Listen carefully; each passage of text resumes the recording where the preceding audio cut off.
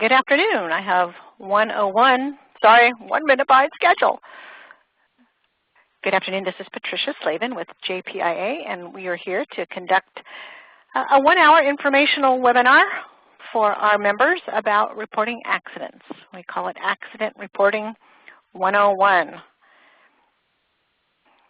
So a few people have said they couldn't hear anything. I'm hoping it's because I wasn't saying anything. I had my microphone muted. So hopefully Christy and Tammy and Kathy, they got it. Okay, I'm sure that's probably all it was. Well, this is a very informative webinar. Hopefully you have several folks on your staff sitting here listening, as it could apply to a lot of folks, and you could also have folks trained for backup. So as you know, in these webinars, we send the handouts out first. So if you didn't get those, it's not going to be a tragedy. You know, we can work with that. But if you really want them in front of you, you can go off and email training at acw@jpia.com, and they can send those to you.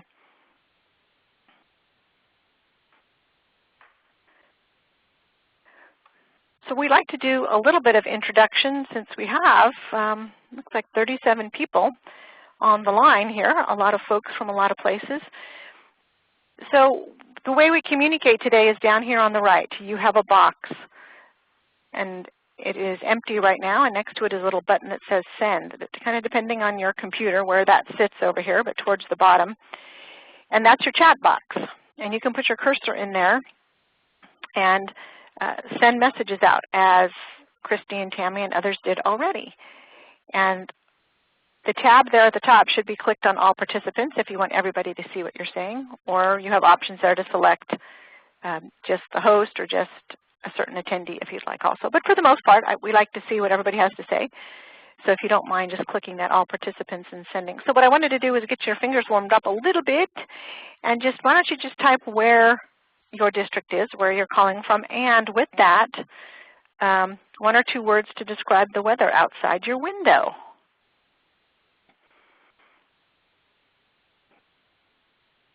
So you can type there, and so we have Eureka, dark and cloudy. Ooh, okay. Lakeside is sunny, and here in Roseville at our office it's a gorgeous day, beautiful spring day. Blue skies. Everything's going by so fast. Valley Center, clear. Vista, it's very nice. Most of the state from Sacramento down, I guess. Valley of the Moon, sunny. Encinitas, sunny. Orange County, sunny and warm. I think there's supposed to be a little bit of storm activity north of here. So that's why folks up there maybe are seeing some darkness. But we need the rain, right? So that's a good thing.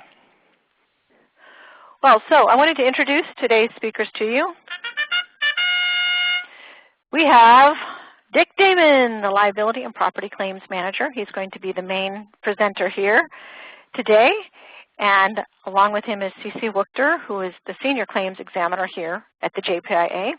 Some of you may know and have had the pleasure to contact and work with. So those are the folks that deal with your property and liability related claims. So we have both of those experts on the line with us today. And then I will be here just in the background, kind of pulling the levers and pushing the buttons and helping out where I can to make the old webinar flow smoothly. We will be taking time for you to ask questions, but if you have questions along the way, go ahead and chat it in. We'll try to address those as they come.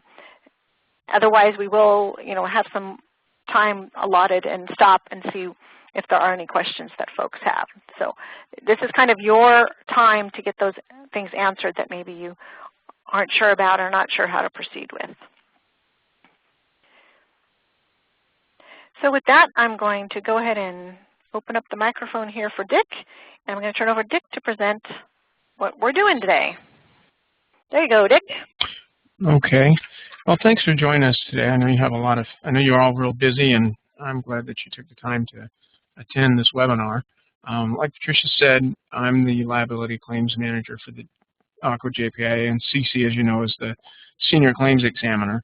And CC is going to help me out here. She's going to chime in when she has some points to make. And if again, if you have any questions, just type it in and we'll address your questions as we go. Course objectives for today are to determine what to do before an accident, understand how to report an accident, learn what documents you should include, and then to practice submitting a claim. Probably one of the first and most important aspects of claims work is deciding who at the district is going to be our contact or your contact with the JPIA. It should be somebody who is a generalist, someone who knows all the departments that you work in and knows somebody in each department. As we know, a liability claim can happen anywhere, and if that person is familiar with the individuals in that department, that really facilitates the communications. Go on to the next slide here. Your claims person maintains a relationship with the JPIA. If you have any questions, you can go to that individual, and if that person doesn't know the answer, they will contact either CC and myself or possibly John Gilstrap in Member Services, and we'll get the answer to that question for you. The person has to be available during the business hours and possibly after business hours, because reporting accidents right away is critical to getting the claim under control and getting claim costs under control and keeping your customers happy. That person has to also understand how to report the claim, what forms to use, what documents to include, and how to preserve evidence.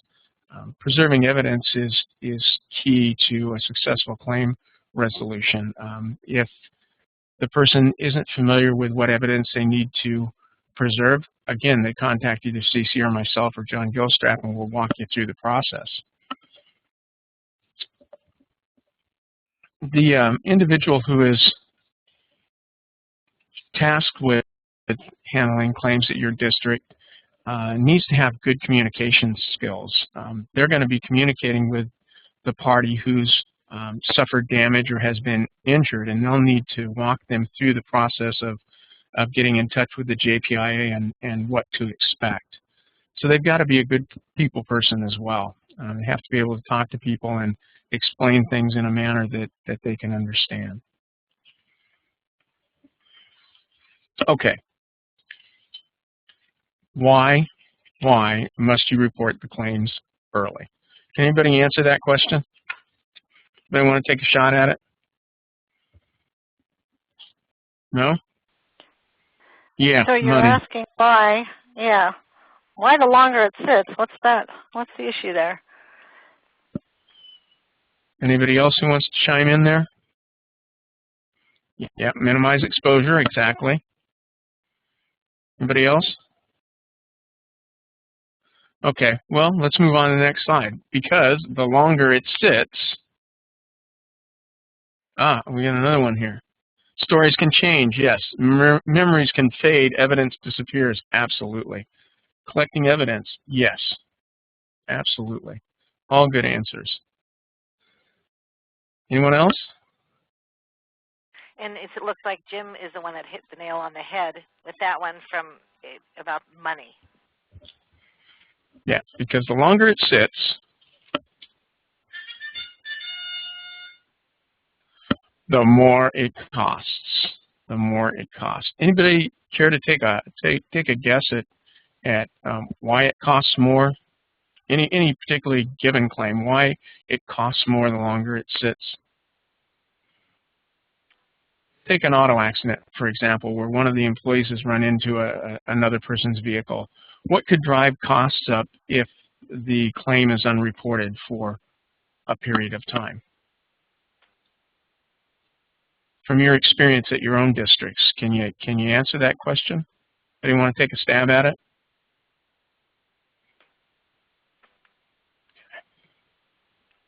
Peter Kaczynski, rental car reimbursement, absolutely.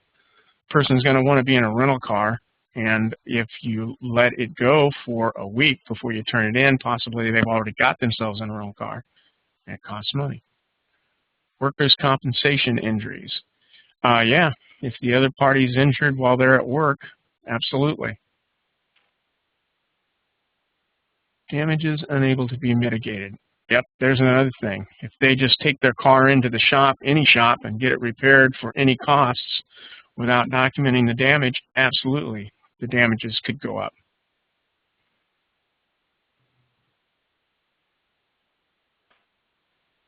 Yeah, documentation of injury status of other persons. Yes, absolutely. If the person's in seeing a doctor, the sooner we get to them, the sooner we can talk to them, the sooner we can give them assurances that they'll be taken care of. Okay, let's move on.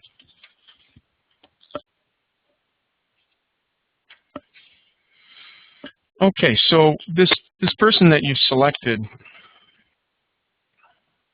to report the claims to the JPIA, what are the things that they actually do? What are the 4 steps in reporting a claim to the JPIA? The first one is to obtain the proper claim form. The second one is to complete that form. The third is to contact the JPIA and submit the forms. And the fourth is to submit follow-up documentation. There's a reason that 3 is before 4. If you don't have all the documentation, we don't want you to wait to submit the claim. We want you to get a hold of us so that we can get somebody out to help the claimant and to help the district right away. Let's talk about what a liability claim is. An employee or district facility caused damage that the district could be liable for. That's what equals a liability claim. Can somebody out there give me an example of in your experience from your district, what might constitute or what might cause a liability claim to arise?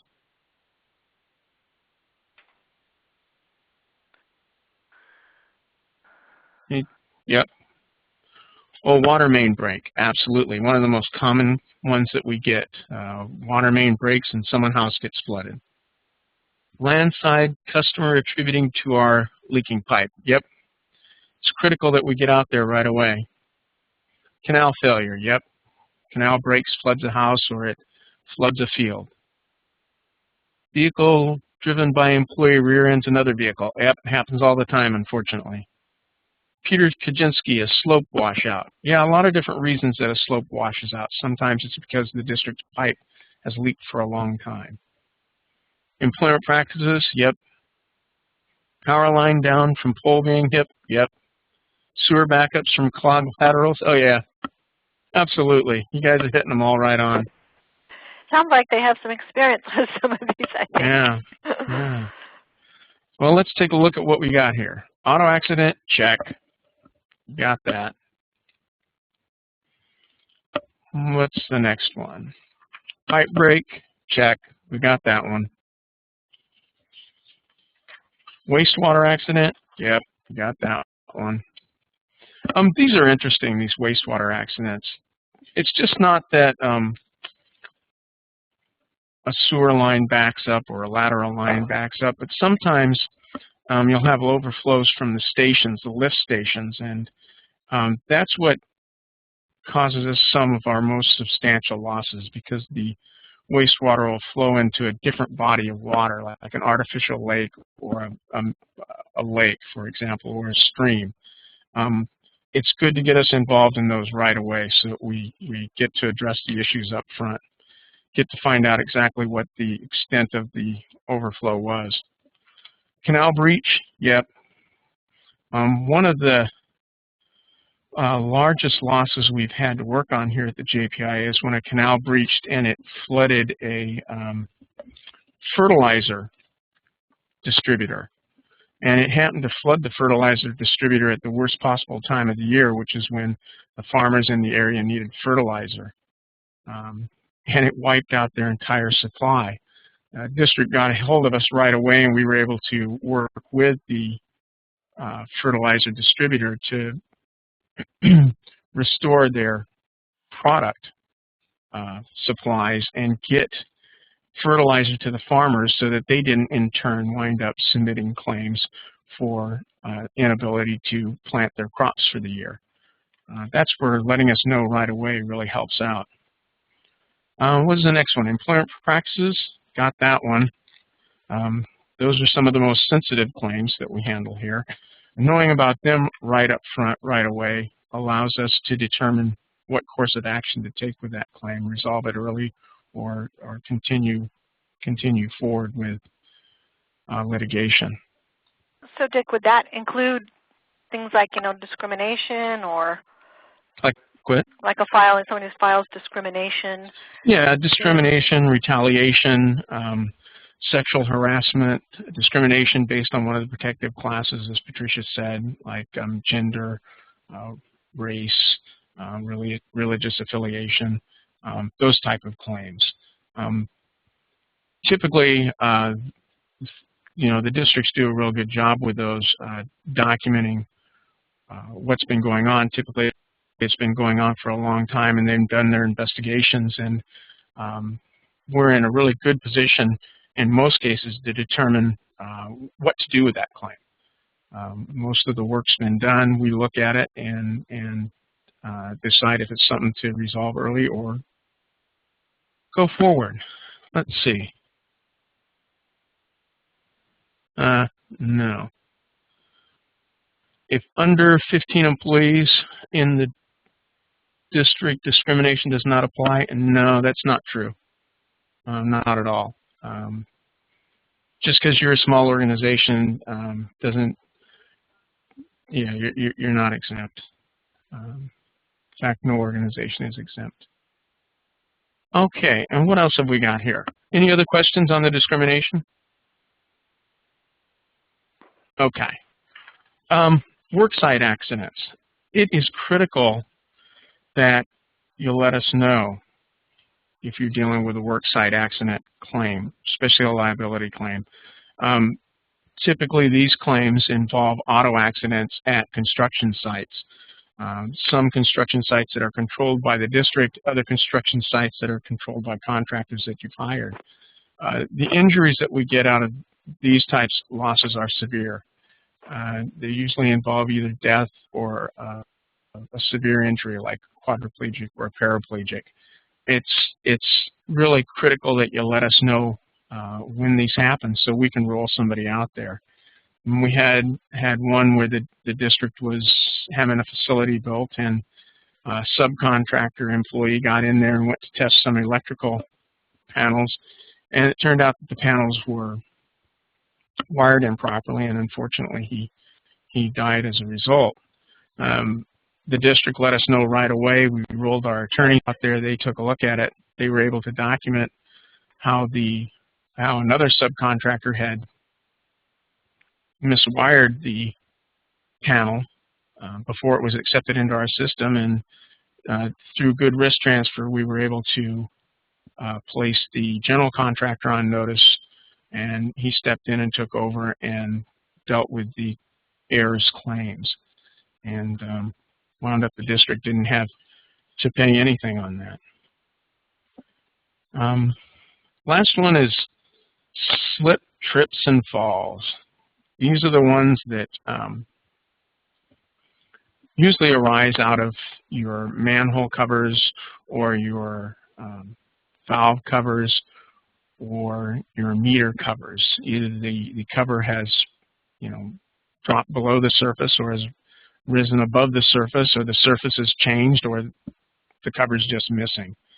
If you get these to us right away, we can contact the person who's been hurt and help them out and keep the claim under control. Okay, you got any questions so far? And Dick, just as a side note on that, the slips, trips, and falls, that also pertains to if the customers come into the district office to pay their bill. They might trip over a rug in the lobby or something like that. So it's really, that's another way, not just the outside. The district should be aware of the inside. Oh, thank you, Cece. It's a good point.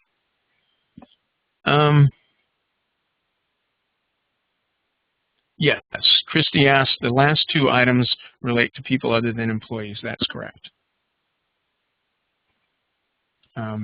If an employee is involved, then you need to let your workers' compensation carrier know.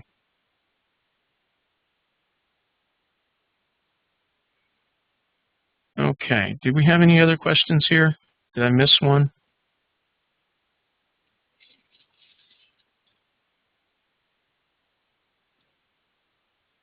Let's see, Gabriella, did you want me to answer that question now, or did you want me to contact you later?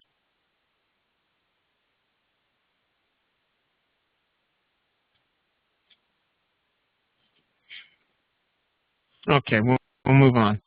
Where are we at? Oh, step number 1, obtaining the proper liability claim form. These are the claim forms that are available to you to present a claim. The non-auto only form, the auto only form, and that includes the driver's report of accident and the DMV SR1 form, a water line break form, the sanitary sewer overflow form, and a canal breach form. We're going to go ahead and toggle to our website and show you where you can find these forms, starting with the non-auto only incident report form.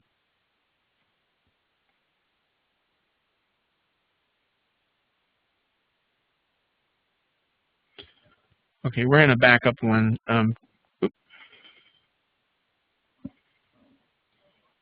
That's fine. Gabrielle, we'll get back to you real shortly here. Okay. Where you'll find these forms on our website is on the left-hand side where it says Claims. You click on that. And then you'll scroll down a little bit, and there they are. The first one is a non-auto only incident report form. Can someone tell me what type of claims you would use this one for, based upon what we talked about so far?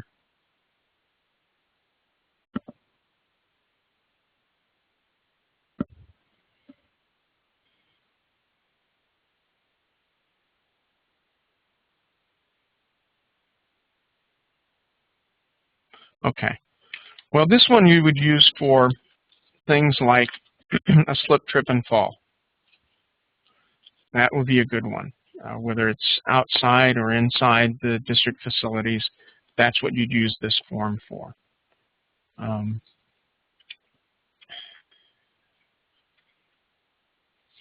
sorry. We give you a couple choices here.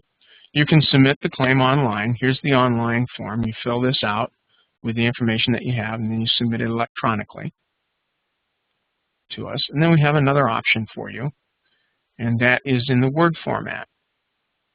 If you'd rather print this out and fill it in and fax it to us, that's something that you can do. Tricia's just pulling that up right now.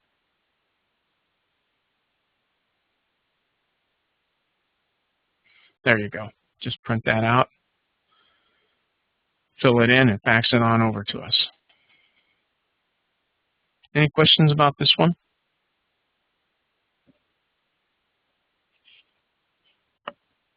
Dick, is there anything, or maybe CC too, that maybe is a trouble spot on the form or something that people forget to do, or anything that might be a little helpful hint for them on these? Well, I know what's helpful for me is if they give the full description of the loss. You know, I know sometimes the line's small or whatever, especially even if they're doing it online, is give us as much information as possible, and definitely the location of the loss. We need to know where this whole thing happened, but definitely a good description does help, rather than just saying vehicle accident. Well, give us a little bit more than that. Or pipe break. Well, tell us the pipe broke and flooded XYZ's place. You know what I'm saying? That's helpful for me. Sure. Okay, so more information is always better. If possible, when you're talking to the person, oftentimes it's not the individual who is our designated claims person that talks to the injured party first. Sometimes it's a field person that talks to them. If the field person does get to talk to the person, it's good to get 1 or 2 ways to contact the injured party. If you can get one, their home phone number, that's fine. Office phone number, that's good. Their cell phone number, that's good. Email address, the quicker we can get a hold of the injured party, the better it is. The better we can let them know what the process is, the better we can get moving along and letting that person know that they're going to be taken care of. That, in and of itself, keeps most claimants from becoming what we call plaintiffs, which are people who go out and get attorneys and file suit. That becomes much more expensive. You got any questions there?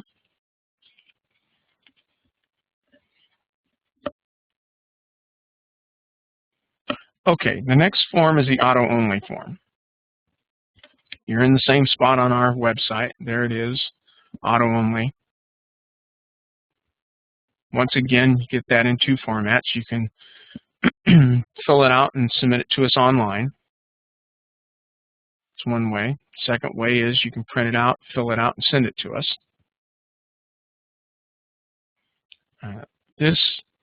This form is included in the driver packets that you can get from us.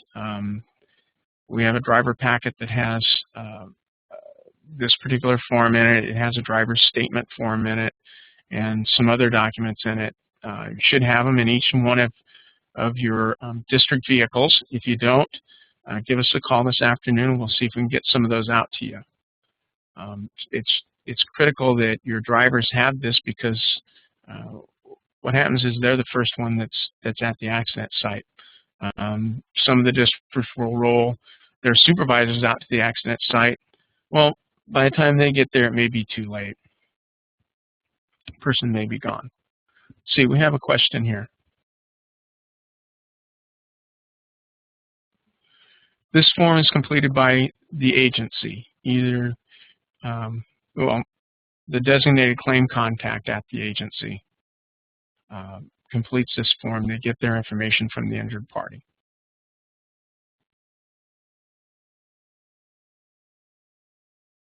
Okay, any other questions before we move on?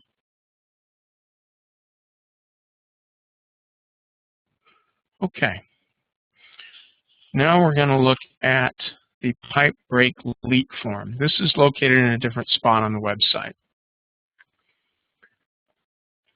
For this one, we're going to go over resources, risk management, and best practices. Click on that, then scroll down.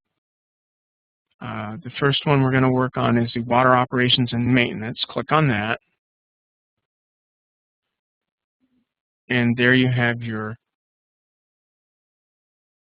leak break damage checklist.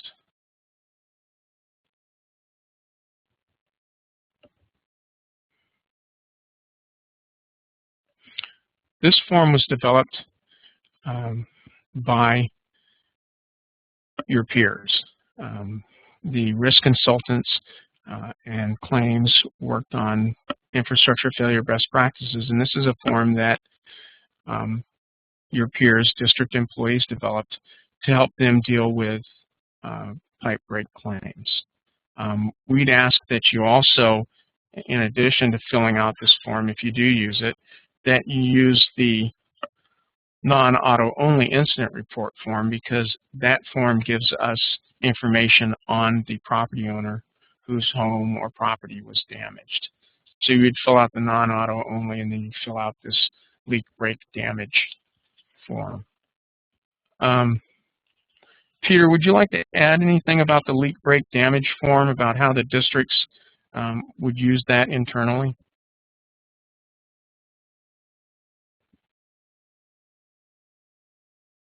Can you type something in there?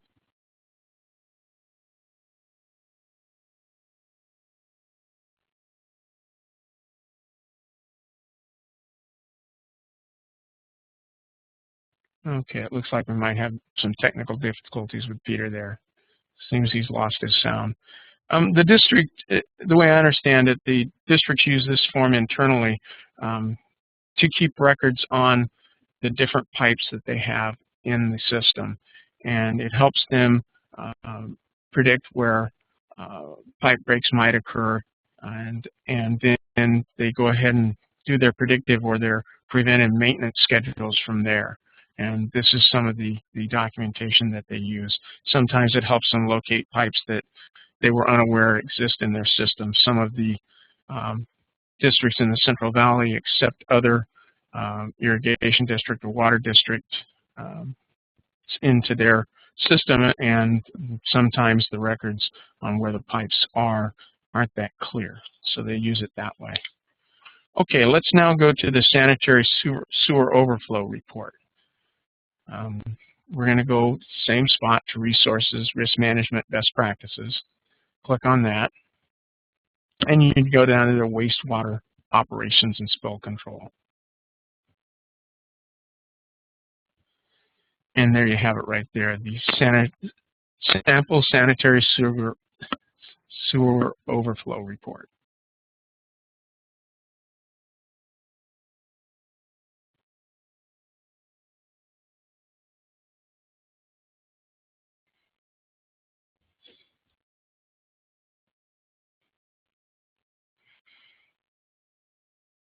And there it is.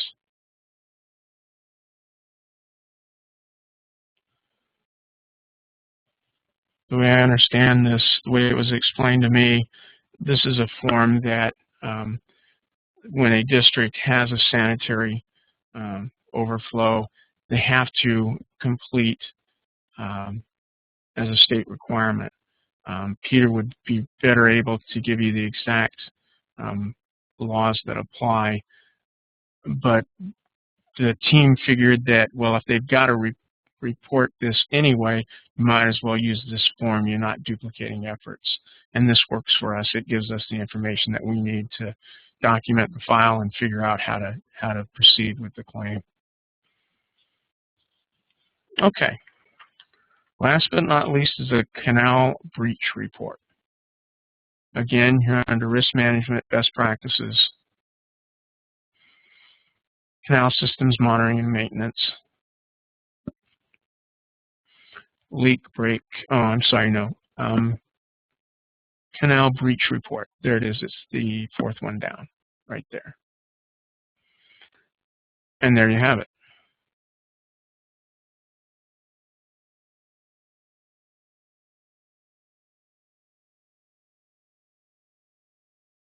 And again, you can use the non-auto accident incident report form if you wish. Okay. Looks like we have a question there.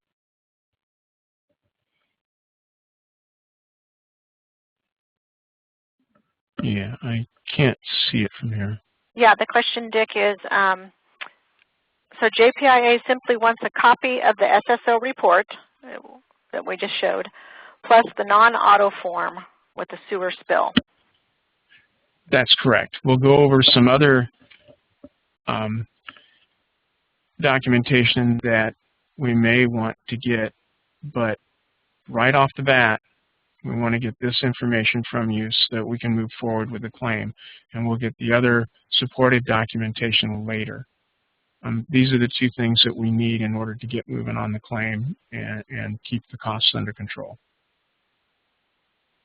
And then Gabriella asks, can we submit a printout of the online report for sanitary overflow? And I'm not sure, Gabriella, what the online report is.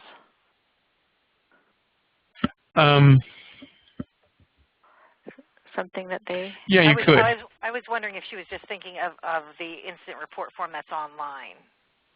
Yeah. Oh, okay. Yeah, you could do that. That would be just fine. As far as the form for the employment practices, you would use the non-auto incident report form, or you just pick up the phone and call me, because we're going to be talking on that one a lot.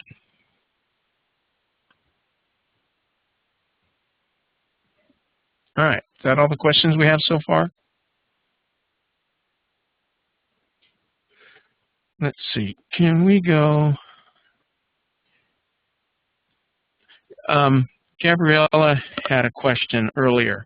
Must the employee who handles claims or reports claim be classified as a confidential employee. I'm not sure what that means, a confidential employee. If you mean an employee who can keep information confidential, I'd say that would be preferable. They may come into possession or control of some sensitive documents, especially in the employment practices claims situation. And yeah, you'd want somebody who can keep things to themselves, yes. Okay. Do we want to move forward?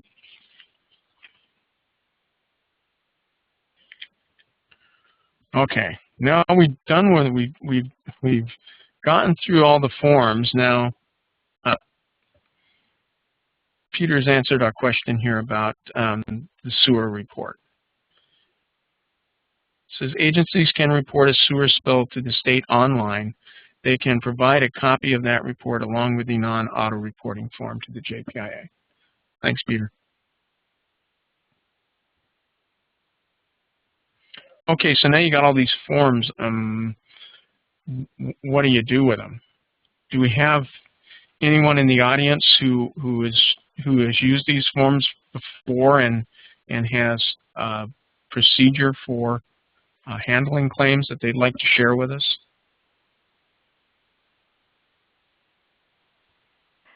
Yeah, there's a lot of information, a lot of forms, and a lot of people that may need to be involved, if it's someone out in the field or someone in the office or someone in the public. So yeah, how do you kind of keep all that straight to make sure you get the information to us quickly? Because if it's not here quickly, right, the longer it sits, the more it costs.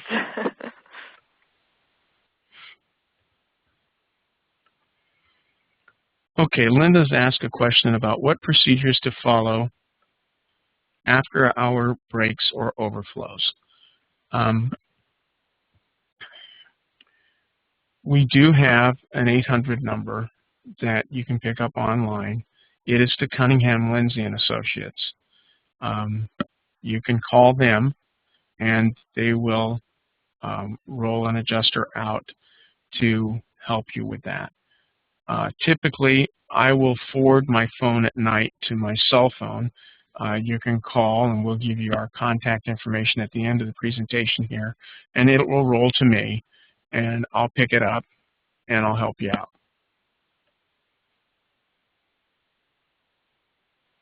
Okay, Tammy's answered the question. She says that they create a file for each incident, fax or scan and email the documents that they put together to the JPIA. I guess one of the questions we wanted to talk about was how to get the forms to the individuals who needed them. We do have the auto accident kit that we suggest you have in each one of your vehicles. That allows the person who's in an auto accident to gather a lot of the information we need at the accident site, and it allows them to fill out their version of how the accident happened. So those forms, you know, we'd recommend that you get into each one of the vehicles. You know, as far as the sewer report forms, you know, that's kind of a tough one to answer. Those have to be filled out properly, so you may want to have a control person who fills those out. But again, you gotta figure out, you know, when this happens, how does the person who's notified in the field get a hold of the claims contact person so that they can get a hold of the JPIA? Or do you provide your field people with the forms and have them report directly to the JPIA? That's something that you need to work out internally and work out your controls. Does anyone else want to discuss this issue a little further? Do you have any other comments or concerns?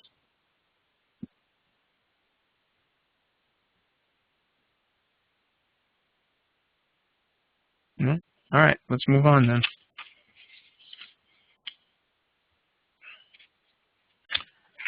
Okay, so now you got all this information together, this preliminary information together. How do you get it to the JPIA? Well, we give you a lot of different ways here.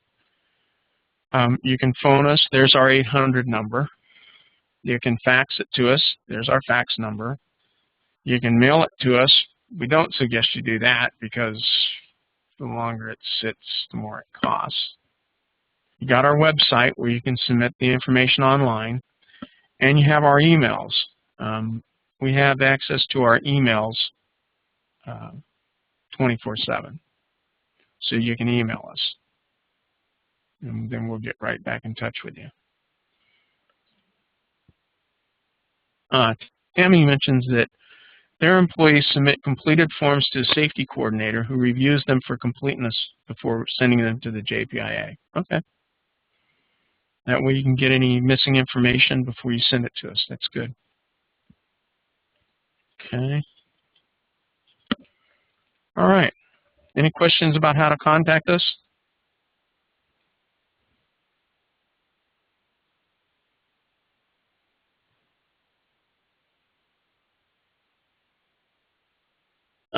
Okay. Annette wants to know, she says, your materials today encourage districts to immediately call the JPIA, but in many cases where no personal injury is involved, our district has handled claims under the small claims process. Has the JPIA eliminated this option, or how does that fold into this basic claims process? No, that option is still available. We have not eliminated it. We encourage that you use the option. The claims that qualify for the small claims program are those that are property damage only and are within your self-insured retention. You go, well, how do I know if they're within our self-insured retention? Call us, CC myself, the folks in member services, and we'll help you out with that. The way that process works is that the district handles the claim in-house, and at the end of the month, they fill out the small claims process form and they submit it to the JPIA, and we reimburse the district plus a $100 handling fee for each claim. Oftentimes, the districts will run into situations that they're handling under the small claims program and they're not sure what to do. Pick up the phone and call us. We'll walk you through the process. Does that answer your question, Annette? So that's an option, basically, for? It's an option. Yeah. In their contract with us. Okay. Right. We can go to the. Can we go back to the website? Let's go to our website, and we'll show you where that is. Go into claims, and scroll down. See where it says small claims settlement option. Right there. That gives you a complete description of the small claims program, and it's JPIA member is the username, and water is the password. And that's the same for everybody. There you go. There's the complete instructions on how the small claims program works.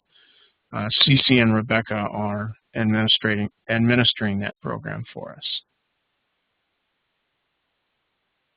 Okay. I think we had another question.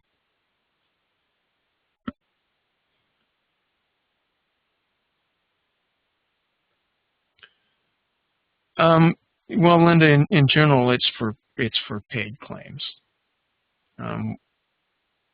We generally don't.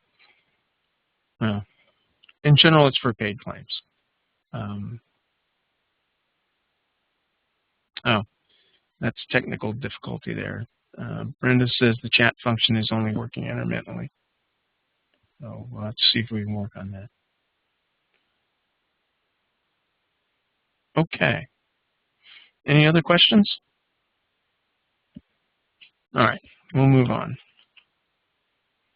Now we're going to talk about follow-up documentation. But first, we got to reemphasize, report the loss to us ASAP and submit follow-up documents later. Why? Because the longer it sits, the longer it costs, the more it costs. The longer it sits, the more it costs. All right, so let's take an auto accident, for example. What are some of the other documents that you might think would be helpful in processing an auto accident claim? Can we get some input from you folks? Just kind of type in your photos. Absolutely. Sheriff's report. Absolutely. What else we got? Pictures. Insurance cards from other drivers. Yep. Body shop estimates, ER reports, CHP reports, witness reports. Yep. Witness statements. Absolutely. Oh, I see Jace Swarm is with us.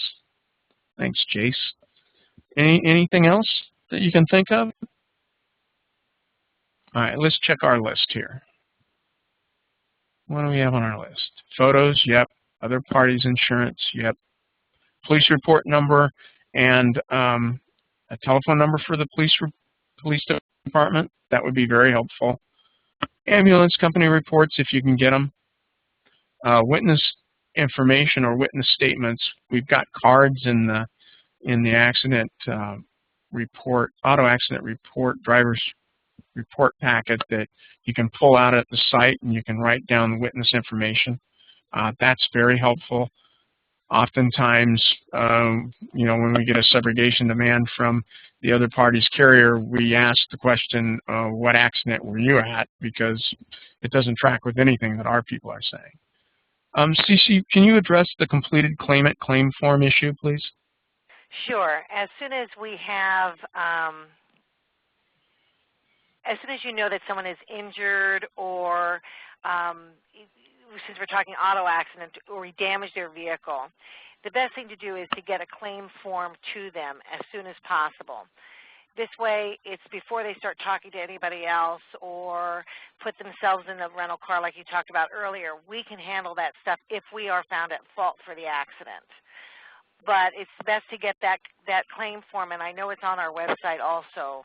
I know we mail them out. We used to mail them out, and we still can, but it is also on our website. And if you can get them back as soon as possible from the claimant and get them up to us, we then know exactly what they have in mind. Is it just the damage to their vehicle? Is it a vehicle plus a rental? Are they injured? That claim form tells us everything about the people. Patricia's pulled that form up for us from our website, and you can see it there. Okay, I have another question here that needs to be answered, and it's a really good question. Sherry says, I recalled that claims submitted to the district were formally rejected by the board of directors prior to submitting to the JPIA. Is this still being done, and if so, does it only apply to certain claims? You know, this has at times, this policy or procedure at times has really delayed the processing of claims to the detriment of the member and the JPIA pool. Yeah, your board has a right to look at the claim and the right to accept or reject it. That doesn't mean that while we're waiting for that process to be done, that you can't get it into us so we can start working on it. Oftentimes, many of our members, the board of directors can delegate the rejection process, the duties for the rejection process to staff, and oftentimes they have. And the reason they do that is that it moves the process along quicker.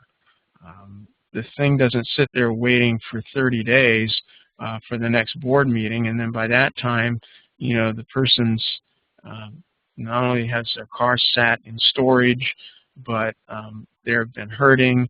They haven't heard anything from the district nor us, and so then they go get an attorney, and then the attorney sends them to a chiropractor, and then we go, we're not so sure about those bills, and then they say, really, we'll sue you, and as you can see the whole time the meter's running and the costs are going up. So, you know, our recommendation is that you get the claim into us right away and we'll start working on it. Does that answer your question?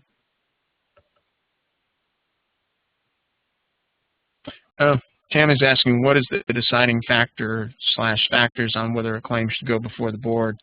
I think each district needs to answer that question on their own. I think it depends on what your board expects and what it is that they want you to do.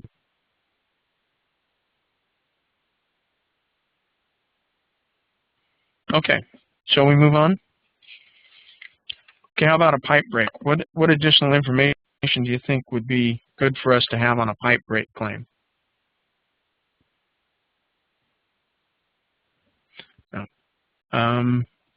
Is it Dean Rader has a question. So even if our board eventually rejects a claim, you want us to submit it to the JPIA as soon as possible? Yes. Okay. Pipe break claims, yes. Pictures, definitely want pictures. Maintenance history. Maintenance history would be very helpful. What else we got here?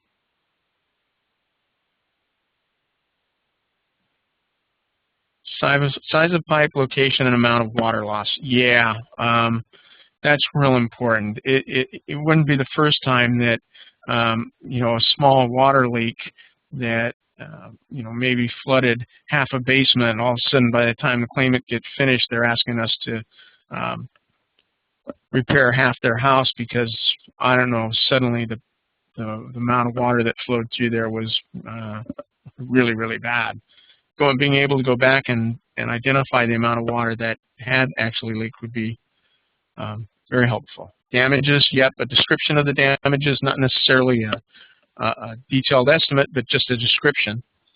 Yeah, Gabriella, details on response time and how long it took to shut off. Absolutely.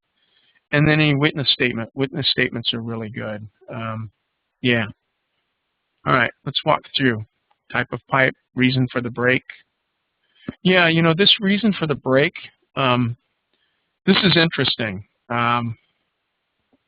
What happens sometimes is that you open up the ground and in your haste to get the pipe repaired and the water restored, water service restored, maybe you don't recognize something like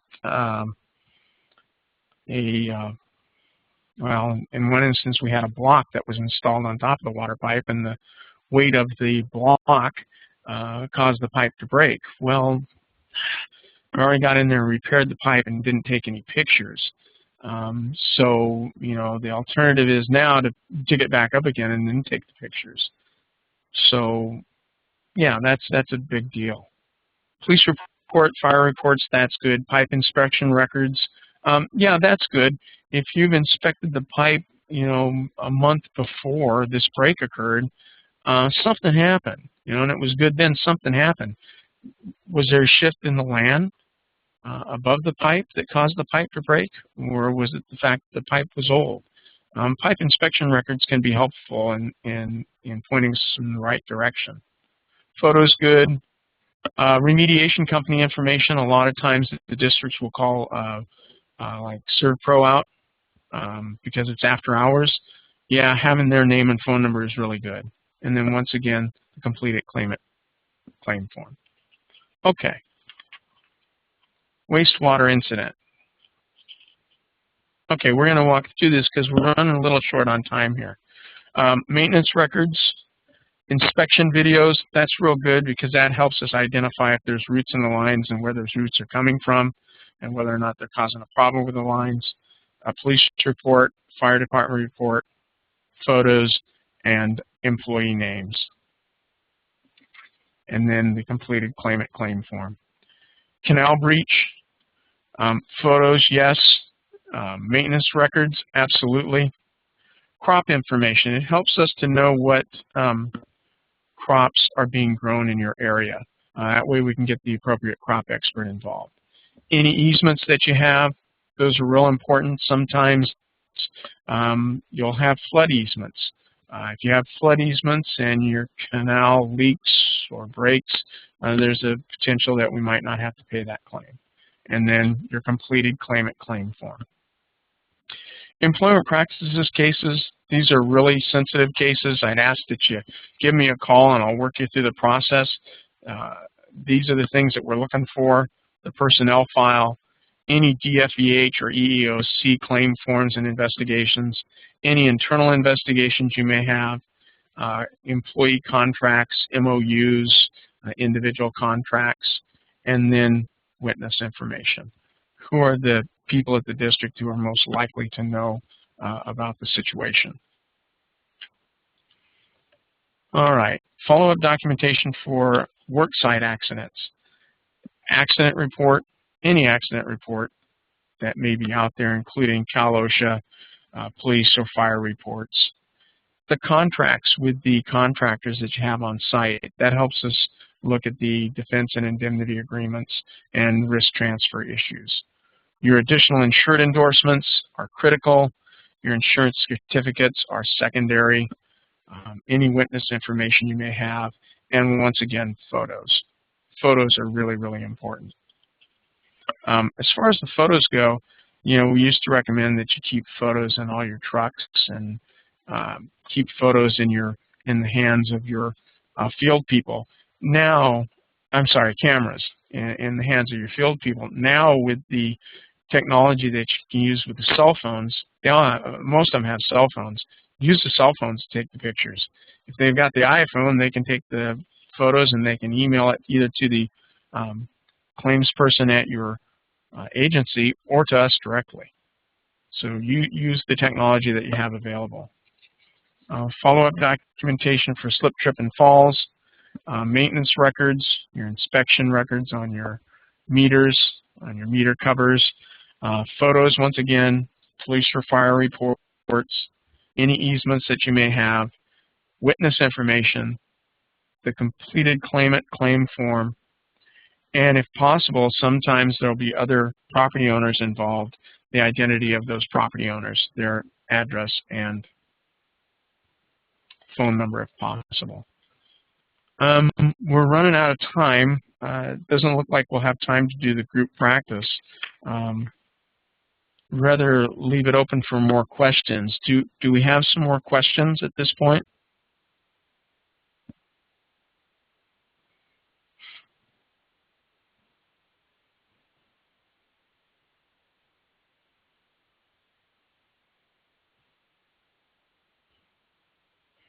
Okay, so here are the major,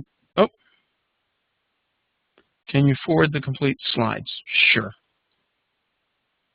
We can absolutely do that for you. Yeah, I know we went through those last few kind of fast. So everyone on the call, I will forward you the slides that have all the words in them. And of course, if you have any questions, you can always contact Dick or Cece. But the main thing to remember is what? The longer it sits, the more it costs. There's one thing you walk away with today, huh, Dick, is those words, yep, right? Those words. Kind of take those to heart. Here's our contact information. Please call us at any time. We're happy to sit down and talk to you. Okay. Yes, time is money. So Thank we'll be you here so for much. a couple minutes. If anybody else wants to chat anything in or had a question, did we answer all the questions, Dick, that came through? Someone who had okay, that you got on your end? Hope it was informative to just help you know where to find the forms, where to get your questions answered, and to get the information in quickly to JPIA should something happen. Hopefully you never have to use the service. Thank you all and have a good Easter.